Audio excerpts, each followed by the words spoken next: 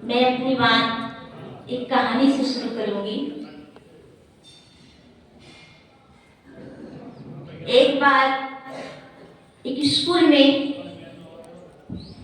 Checker आया। वे एक class में गए। क्लास के बच्चे जो थे बहुत छोटे छोटे थे, KG1 KG2 के बच्चे थे। बच्चों से चेकर ने प्रश्न किया कि वर्तमान में हमारे देश का प्रधानमंत्री कौन है। दूसरा प्रश्न उन्होंने किया कि मुर्गी एक बार में कितने अंडे देती है। और तीसरा प्रश्न में उन्होंने पूछा कि इस समय अभी ट्रेन की गति कितने किलो की रफ्तार से चल रही है। बच्चे बहुत छोटे छोटे थे, उनके पास इन प्रश्नों का कोई उत्तर नहीं था। तो चेकर जो था उन बच्चों को उन प्रश्नों का उत्तर स्वयं बताते हैं। कहते हैं कि बेटा, अभी मैं इन प्रश्नों का उत्तर तुम्हें बता दे रहा हूँ, लेकिन मैं जब 3 महीने बाद फिर आऊंगा दोबारा तो इन प्रश्नों को तुम लोगों से फिर से पूछूंगा और इन उत्तरों को तुम्हें बताना पड़ेगा। चेकर ने बताया कि इस समय हमारे भारत देश के प्रधानमंत्री श्रीमान नरेंद्र मोदी जी हैं और इस समय ट्रेन की रफ्तार 120 किलोमीटर की गति से चल रही है और मुर्गी जो है एक बार में 5 अंडे देती है। बच्चे छोटे छोटे थे, सब खुश हुए प्रश्नों का उत्तर जान करके और कहने लगे कि सर, हम लोगों को यह प्रश्न का उत्तर याद रहेगा, जब आप हमसे पूछेंगे फिर हम बता देंगे। फिर 3 महीने के बाद पुनः जो चेकर था उस क्लास में आया और उन बच्चों से इन प्रश्नों का उत्तर पूछा कि अभी हमारे देश के प्रधानमंत्री कौन है, मुर्गी एक बार में अंडे कितने देती है और ट्रेन की रफ्तार कितने किलोमीटर की गति से चल रही है। बच्चे बड़े छोटे छोटे थे, इतने दिनों बाद उन प्रश्नों का उत्तर भूल गए थे। उनमें से एक बच्चा हाथ ऊपर करता है और कहता है कि सर, मैं बताऊं इन प्रश्नों का उत्तर। सर जो थे खुश हो जाते हैं, चेकर जो है कहते हैं कि अच्छा बेटा बताओ। तो बच्चा कहता है कि हमारे देश का प्रधानमंत्री श्रीमान नरेंद्र मोदी जी हैं और 120 किलोमीटर की रफ्तार से 5 अंडे दिए हैं। अब उस बच्चे को प्रश्नों का उत्तर तो मालूम था, लेकिन बताने की युक्ति नहीं थी, बताने का ढंग नहीं था। इसी तरह हम आप सब जीवन तो जीते हैं, लेकिन जीवन जीने का ढंग नहीं जान पाते, जीवन जीने का सही तरीका नहीं जान पाते। इसलिए व्यक्ति जो है, मनुष्य जो है अशांत रहता है, दुखी रहता है। कितने सुविधाएं होने के बावजूद मनुष्य दुखी रहता है। इसलिए सद्गुरु कबीर साहब जी ने कहा है, 5 तत्व का पुत्रा मानुष धरिया नाम, एक कला के बिछुड़े विकल होत सब ठाव। हमारे इस जिस शरीर में हम निवास कर रहे हैं, यह शरीर जो है 5 तत्वों से इसका निर्माण हुआ है, पृथ्वी जल अग्नि वायु आकाश से, और इसका नाम रखा गया मनुष्य। परंतु हम इस जीवन पे तो आ गए, मनुष्य जीवन तो जी रहे हैं, लेकिन सही जीवन जीने का ढंग नहीं जान पाए। हमें सही जीवन जीने की कला, सही जीवन जीने का तरीका संत गुरुजनों के द्वारा मिलता है, क्योंकि हम सत्संग से ही जान पाते हैं कि हम जीवन कैसे जिए, अपने कर्मों में सुधार कैसे लाएं, अपने स्वभाव में सुधार कैसे लाएं, हम निर्भय पूर्वक जीवन कैसे जिए। सत्संग में कल्याण की बातें भी बताई जाती है और व्यवहारिक बातें भी बताई जाती है। तो हमें सही जीवन जीने की कला सत्संग से ही मिलता है। संत महापुरुष हमें बताते हैं कि हम जीवन किस तरह से सही ढंग से जिए, इस सूत्रों के माध्यम से बताते हैं कि हम छोटों को देखकर जिए। दूसरा सूत्र कहता है कि हम बड़ों को देखकर आगे बढ़ें, और तीसरा सूत्र कहता है कि अच्छे के लिए प्रयास करें, और चौथा सूत्र कहता है कि बुरे के लिए तैयार रहें। छोटों को देखकर के जिए मतलब आज हम देखते हैं कि लोग आधुनिकता की ओर ऐसे बढ़ते जा रहे हैं। लोग अपने बच्चों को अच्छा संस्कार नहीं दे पा रहे हैं। उन्हें शिक्षित तो कर रहे हैं लेकिन एक अच्छा संस्कार नहीं दे पा रहे हैं। माता पिता जो है अपने बच्चे को महंगे से महंगे स्कूल में पढ़ा रहे हैं लेकिन संस्कार का अभाव है।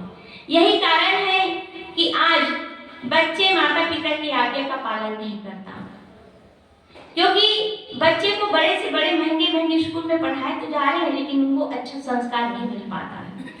आज माता पिता जो है अपने बच्चे को कोई डॉक्टर बनाना चाहते हैं, कोई इंजीनियर बनाना चाहते हैं, कोई वकील बनाना चाहते हैं, लेकिन एक अच्छा इंसान कैसे बने उसको इस तरह संस्कार नहीं दे पाते हैं। क्योंकि लोग सत्संग में जाएंगे तो क्या होता है, सत्संग में आते हैं तो बड़े बुजुर्ग लोग आते हैं, बच्चे को घर में छोड़ देते हैं, या बच्चे कहीं दोस्तों के साथ कहीं घूमने के लिए चले जाएंगे या कुछ भी, लेकिन सत्संग में नहीं आ पाते या माता पिता भी नहीं ला पाते, तो उनको बचपन से ऐसा संस्कार नहीं मिल पाता है। इसलिए बच्चे आगे चल करके अधिकतम गलत दिशा में चले जाते हैं। तो मैं कह रही थी कि छोटों को देख करके जिए। आज देखा जाता है कि जो लखपति है वो करोड़पति के आगे अपने आप को गरीब मानता है, छोटा मानता है, और जो करोड़पति है वो अपने आप को अरबपति के सामने छोटा मानता है। यानी कि कहना चाहिए कि जो जितना अमीर होता है वो अपने को गरीब, उनको अपने आप की कमी अकलती रहती है, क्योंकि मन की इच्छाएं जो कभी पूर्ण नहीं होती वो और की चाह में भटकता रहता है, किंतु चाह कभी पूरी नहीं होती। क्योंकि मनुष्य जो है, बच्चा जो है, जब जन्म लेता है तो उसके अंदर भी यह चाह होती है कि मुझे कोई गोद में ले, मुझे कोई खिलाए। तो कहना चाहिए कि जो जन्म लेता है बच्चा तब इसे चाहनाएं शुरू हो जाती है। फिर जो बचपन से इच्छाएं, जो चाहनाएं शुरू होती है, मनुष्य को शरीर छोड़ते तक इच्छाएं जो चाहनाएं जो है साथ नहीं छोड़ती। तो उसके लिए हमें क्या करना होगा, अपनी चाहनाओं पर अंकुश लगाना होगा, त्याग करना होगा, तभी हमारी इच्छाएं पूरी शांत हो सकती है, क्योंकि इच्छाएं तो कभी पूर्ण नहीं हो सकती। इसलिए चाहनाओं के पीछे नहीं भागना है, बल्कि जितने हमारे पास है उसमें संतोष रखना चाहिए। इसलिए कहते हैं कि गौधन गज धन बाज धन और रतन धन खान, जब आवे संतोष धन सब धन धूल समान। तो हमें अपने जीवन में संतोष रूपी धन को धारण करना होगा, तभी हमारी इच्छाएं चाहनाएं जो है शांत हो सकती है। दूसरा सूत्र कहता है कि बड़ों को देखकर आगे बढ़ें। कोई हाइट साइज से बड़ा नहीं होता, व्यक्ति अपने कर्मों से, अपने आचरणों से बड़ा होता है। हमें किसी का कोई व्यक्ति अपने जीवन में विकास करता है, उन्नति करता है, तो उससे ईर्ष्या नहीं करना चाहिए, उससे जलन नहीं करना चाहिए, बल्कि उनसे हमें प्रेरणा लेनी चाहिए, उनसे हमें शिक्षा लेना चाहिए कि वो किस तरह अपने जीवन में आगे बढ़ रहा है, किस तरह वो अपने जीवन में विकास कर रहा है, और उस तरह हम भी जीवन जीने का प्रयास करेंगे तो हम भी अपने जीवन में आगे बढ़ सकते हैं। आज हम बड़े बड़े महापुरुषों को जानते हैं, सुनते हैं, पढ़ते हैं, वे यूं ही बड़े नहीं हो गए, वो यूं ही ऐसे भगवान नहीं हो गए। हम सब श्री रामचंद्र जी को याद करते हैं, भगवान महाराज श्री कृष्ण जी को याद करते हैं, तो वे भी इस मनुष्य जीवन में आए रहे, जन्म लिए रहे, और वे अपने सत्कर्मों के द्वारा ही बड़े हुए। आज उन्हें हम याद करते हैं, वे पूजनीय हुए अपने सत्कर्मों के द्वारा। तो अपने सत्कर्मों के द्वारा ही, आचरण के द्वारा ही कोई व्यक्ति बड़ा बन सकता है। तो हमें उनसे शिक्षा लेना चाहिए और वैसे जीवन जीने का प्रयास करना चाहिए, तब हम भी अपने जीवन में आगे बढ़ सकते हैं। तीसरा सूत्र कहता है अच्छे के लिए प्रयास करें।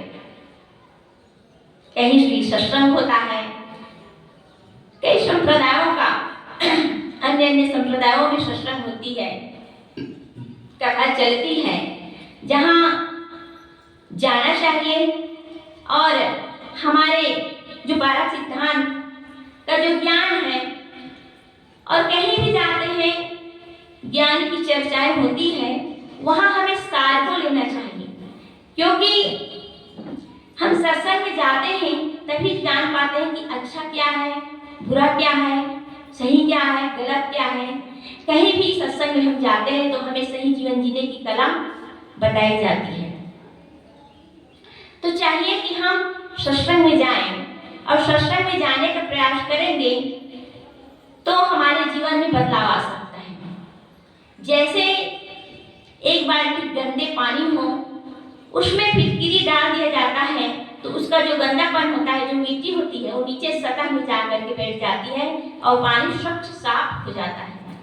इसी तरह हमारे अंदर जो बुराई है, जो कमी है, जो दोष है, जो त्रुटियां हैं, उसे हम धीरे धीरे दूर करते जाएंगे तो एक दिन हम दोष मुक्त हो जाएंगे। हमारे अंदर की जो त्रुटियां है, जो गलती है, वो धीरे धीरे बाहर निकल जाएगा। और जब हमारा जो हृदय है, जो अंतःकरण की बुराइयां जो है, जो विकार है, वो जो समाप्त हो जाएगा, तभी हम अपने अंदर सद्गुणों को धारण कर सकते हैं और सदाचार पूर्वक जीवन जी सकते हैं।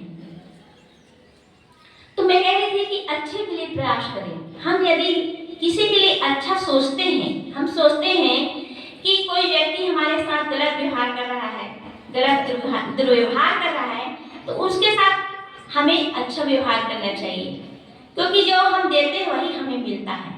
कहा भी गया है कि 4 वेद 6 शास्त्र में बात कहे हैं दो, दुख तिन्हें दुख होत है, सुख तिन्हें सुख हो। इसलिए हम जैसा चाहते हैं वैसे हम दूसरों को देना सीखें, वैसा देना हम चालू कर दें जो हम चाहते हैं। हम दूसरों से क्या चाहते हैं? हमें भी सम्मान दे, हमें भी प्यार दे, हमें भी स्नेह दे, हमें प्रेम दे। तो वैसा हम दूसरों को सम्मान देना चालू करेंगे, दूसरों को प्रेम देना चालू करेंगे, तो हमें वह स्वतः मिलने लगेगा। इसलिए हमें चाहिए कि हम जो चाहते हैं वैसे हम व्यवहार करना शुरू कर दें। तो मैं कह रही थी कि अच्छे के लिए प्रयास करें। जो हम अच्छे के लिए प्रयास शुरू करते हैं, अच्छा कर्म करते हैं, तो व्यर्थ नहीं जाता। चौथा सूत्र कहता है कि बुरे के लिए तैयार रहें। बुरे यानी किसी के भी जीवन में कभी भी अनुकूलताएं प्रतिकूलताएं आती हैं, सुख दुख आता है, क्योंकि ये जो सुख दुख है ये धूप छांव की तरह है। यदि जीवन में दुख ना हो तो सुख का पता ही नहीं चलेगा। जैसे हमें भूख ना लगी हो और भोजन करें तो क्या मन करता है भोजन करने का? नहीं होता। भूख नहीं लगती है तो खाने का बिल्कुल मन नहीं करता है, और भूख लगी होती है तभी भोजन का स्वाद पता चलता है। इसलिए जीवन में सुख दुख आते हैं। हम सब तो एक साधारण मनुष्य हैं। बड़े बड़े महापुरुष हुए जिनके जीवन में प्रतिकूलताएं आई, कठिनाइयां आई, लेकिन वे विचलित नहीं हुए। हम सब जिन्हें श्री कृष्ण महाराज को जानते हैं, जिनका जन्म हुआ तो उनके जन्म को छिपाया गया, और क्योंकि कंस के द्वारा मार देने की उनकी हत्या हो जाएगी ऐसा भय था, इसलिए उनका जन्म छिपाया गया। लेकिन ऐसा समय आया कि महाराज कृष्ण ने युद्ध के मैदान में कंस को पछाड़ दिया। तो सब समय एक जैसे नहीं होता, सबके जीवन, सबका समय बदलता रहता है। सबके जीवन में सुख दुख, प्रतिकूलताएं, कठिनाई सब आता जाता है, उसमें विचलित नहीं होना चाहिए। महापुरुष जो है उन्हें समयों में विचलित नहीं हुए, वे समानता भाव से सुख दुख को जिए। इसलिए कहते हैं कि माता पिता जो हैं जीवन में 2 बार ज्यादा दुखी होते हैं। पहले बार कब दुखी होते हैं? जब जवान बेटे का जनाजा उनके कंधों पर होते हैं। और दूसरे दुख कब होते हैं? जब बेटी जो है ससुराल जाती है तब माता पिता जो है बहुत दुखी होते हैं। इसलिए कहते हैं कि हमें सावधान रहना चाहिए और पता नहीं कि यह संसार कब हमें छोड़ना पड़ेगा। इसलिए हमें जो यह अवसर मिला हुआ है उसमें सत्संग भजन करना चाहिए, क्योंकि हम इस संसार में आए हैं और जितने भी परिवार कुल कुटुंब जिसके बीच हम रहते हैं, मित्र बंधु के संबंध बनाए हुए हैं, वह कब छूट जाएगा इसका कुछ पता नहीं। इसलिए कहते हैं कि मित्र कभी भी धोखा दे सकता है, मित्र कभी भी धोखा दे सकता है, किस्मत कभी भी रूठ सकती है और दुनिया कभी भी छूट सकती है। इसलिए हमें जो यह अवसर मिला हुआ है, यह जीवन मानव जीवन जो मिला हुआ है, यह केवल खाने भोगने के लिए नहीं मिला हुआ है। यदि हम इतना ही जीवन निर्वाह करके ही इस संसार से चले जाते हैं तो पशु पक्षियों के जीवन और हमारे जीवन में कोई अंतर नहीं रह जाता है। इसलिए हमें यह जीवन क्यों मिला हुआ है? भजन सत्संग करने के लिए, गुरु भक्ति करने के लिए। क्योंकि हम सत्संग भजन करेंगे, गुरु की भक्ति करेंगे, तभी हम इस मानव जीवन को सफल बना सकते हैं। क्योंकि हम कई बार जन्म लिए और मरे हुए हैं और इस जन्म लेना और मरना यह महादुख है और इन दुख से हम तभी बच सकते हैं जब इस जीवन में भजन करेंगे, सत्संग करेंगे, गुरु भक्ति करेंगे और गुरु भक्ति के द्वारा हम अपने स्वरूप को जान पाते हैं, तब अपने आप में ठहरेंगे, तभी इस आवागमन के चक्कर से बच सकते हैं। तो हम सबको यह सुंदर मानव जीवन मिला हुआ है। इस जीवन को सफल बनाने के लिए हमें सत्संग करना चाहिए और भजन करना चाहिए और संत गुरु जनों के बताए हुए मार्ग पर चलेंगे, उनके बताए हुए बातों के अनुसार जीवन जिएंगे तो निश्चित ही हमारा यह जीवन सार्थक हो सकता है। तो मैं कह रही थी कि 5 तत्व का पुत्रा मानुष धरिया नाम, एक कला के बिछड़े विकल होत सब ठाव। हम सब इस मानव जीवन में आए हुए हैं, तो इस जीवन को कैसे जीना है? संत गुरुजनों की भक्ति में, गुरु की भक्ति में लग करके इस मानव जीवन को सार्थक बनाना है। कहा गया है कि साज उसी का है जो बजाना जानता है, गीत उसी का है जो गाना जानता है और परमात्मा उसी का है जो उसे पाना जानता है और जीवन उसी का धन्य है जो जीवन जीना जानता है। बस मैं इन शब्दों के साथ अपनी वाणी को विराम करती हूँ। बोलिए सद्गुरुदेव की जय।